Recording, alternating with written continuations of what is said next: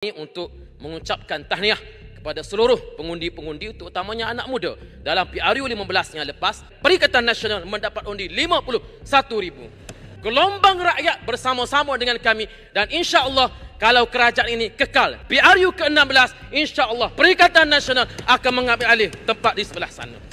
Jangan jadi seperti aduhai malam Pak Kaduk, ayamnya menang, kampung tergadai, ada nasi dicurahkan, awak pulang ke buluran. Mudik menongkah surut, hilir menongkah pasang. Ada isteri dibunuh, nyaris mati oleh tak makan. Masa berlayar kematian angin, sauh dilabuh bayu perpupuk. Ada rumah bertandang duduk, aduhai malang Pak Kaduk. Melayu mudah. Melayu mudah. Inilah berita yang terakhir. Askar Nasional Jepun telah mendarat di Kota Baru.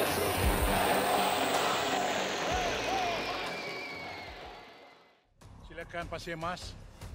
Bismillahirrahmanirrahim. Assalamualaikum warahmatullahi wabarakatuh. Salam sejahtera. Terima kasih Datuk Jadi Ketua atas peluang yang diberikan kepada saya untuk membahaskan usul ini. Pertamanya saya nak memulakan dengan ucapan takziah kepada mangsa tanah runtuh di Selangor dan banjir di Kelantan, khususnya yang maut sebentar tadi, dan saya juga tadi dah cakap dengan Perdana Menteri, minta Perdana Yang Amat Berhormat Tambun dapat selepas usul ini diluluskan, Yang Amat Tambun dapat pergi ke Pasir Mas, ke Rantau Panjang, ke Tumpak sekali lagi. Terima kasih kepada Yang Amat Berhormat Datuk Seri Timbalan Perdana Menteri yang turun ke Kelantan pada minggu lepas, tetapi kali ini banjir yang berlaku agak luar biasa. Saya fikir ini usul yang perlu untuk kita bahaskan kepentingan rakyat. Usul percaya ini satu perkara yang tidak perlu untuk kita bahaskan di sini pun, kerana dalam sejarah tanah air kita sendiri, usul percaya dibawa ke Dewan ini apabila Perdana Menteri mengambil alih kerajaan di Pertengah Penggal. Berlaku pada tahun 1976. Ketika itu Allahyarham Tun Hussein On mengambil alih kerajaan selepas 12 hari kematian Allahyarham Tun Razak. Usul percaya dibawa ke Dewan. Begitu juga ketika Tun Abdullah Ahmad Badawi tahun 2003 mengambil alih kerajaan daripada Tun Dr. Mahathir pada masa itu, juga usul percaya dibawa ke dalam Dewan. Jadi usul percaya dibawa ke dalam Dewan apabila kerajaan beralih di Pertengahan Penggal, kalaupun ia perlu dibawa. Jadi pada kali ini saya fikir ia tidak perlu dibawa kerana ia lebih bersifat kepada akademik. Namun kerajaan telah membuat keputusannya untuk membawa. Yang Amat Berhormat Ketua Majlis buat keputusan untuk nak bawa usul ini. Jadi apabila dah dibentang, kami mengambil peluang ini untuk berbahas, dan dalam masa yang sama saya ingin menyebut bahawa saya mengambil peluang ini untuk mengucapkan tahniah kepada seluruh pengundi-pengundi, terutamanya anak muda dalam PRU 15 yang lepas, yang kebanyakannya telah memberikan undi kepada Perikatan Nasional. Itu satu perkara yang tidak boleh dinafikan, kerana kebangkitan dan gelombang ini ialah satu gelombang penolakan kepada Pakatan Harapan dan penolakan kepada Barisan Nasional sekaligus. Apabila kedua-duanya mengambil keputusan untuk bergabung, ia tidak membentuk sokongan rakyat sekalipun. Yang Berhormat Bagan sebentar tadi yang saya hormati telah menyebut bahawa gabungan di antara Barisan Nasional dan Pakatan Harapan telah menjadi majoriti. Ya, mungkin betul jika dilihat kepada PRU 15, tetapi jika dilihat kepada pilihan raya kecil Padang Serai, ia menjadi referendum rakyat bahawa rakyat menolak gabungan di antara Pakatan Harapan dengan Barisan Nasional. Mari saya membacakan faktanya. PRU 14, PKR mendapat undi 31,000, PAS mendapat undi 22,000, BN mendapat undi 15,000.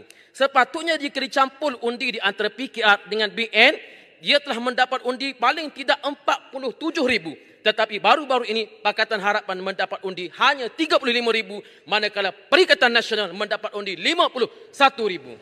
Sedangkan kerajaan telah dibentuk. Yang Amat Berhormat Perdana Menteri telah mengangkat sumpah. Menteri Besar Perak pun telah, Menteri Besar kerajaan negeri pun telah dibentuk dengan menggabungkan di antara Pakatan Harapan dengan Barisan Nasional. Artinya apa dia? Artinya gelombang rakyat bersama-sama dengan kami, dan insya-Allah kalau kerajaan ini kekal.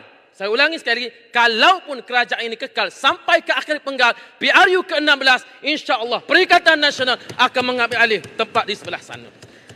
Menuju kepada petunjuk-petunjuk angka berkenaan dengan feel good factor kerajaan, termasuklah kepada Pasir Mas, sini. Minta maaf, aja sedikit saja. Masa diberikan sedikit. Baik.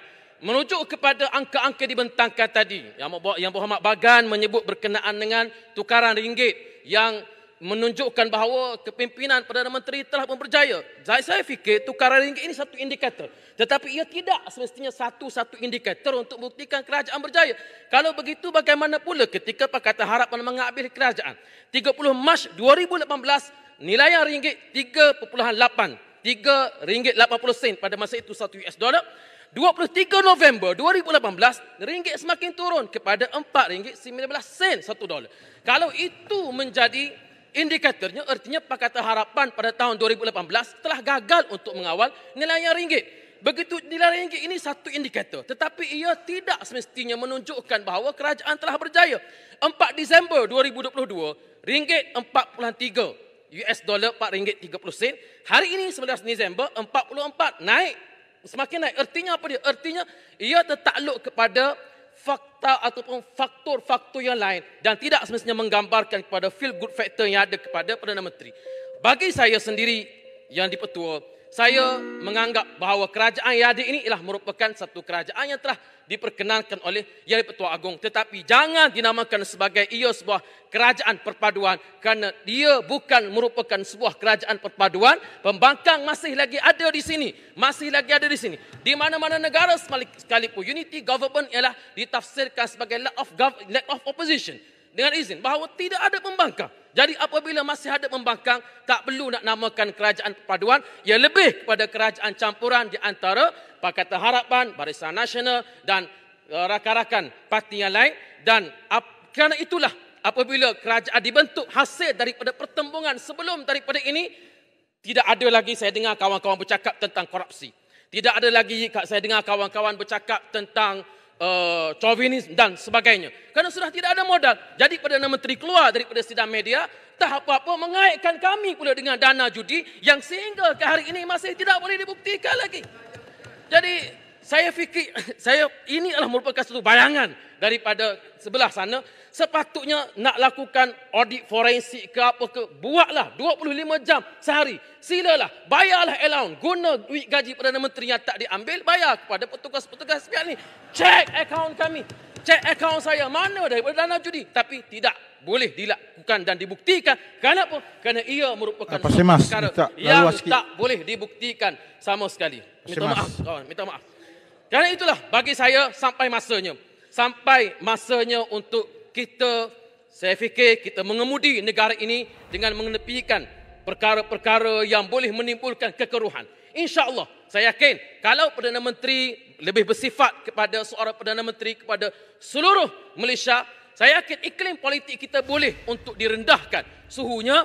Dan saya fikir bahawa sampai masanya kita kena mengemudi kerajaan ini dengan lebih baik. Kepada rakan-rakan di sebelah Barisan Nasional, saya yakin dan saya menyuruh bertindaklah mengikut gerak dan hati masing-masing. Jangan jadi seperti aduhai malam Pak Kaduk, ayamnya menang, kampung tergadai, ada nasi dicurahkan, awak pulang ke buluran. Mudik menongkah surut, hilir menongkah pasang. Ada isteri dibunuh, nyaris mati oleh tak makan. Masa berlayar kematian angin, sauh dilabuh bayu berpupuk. Ada rumah bertandang duduk, aduhai malang Pak Kaduk. Terima kasih Datuk Yang di-Pertua. Terima kasih Pasal Mas.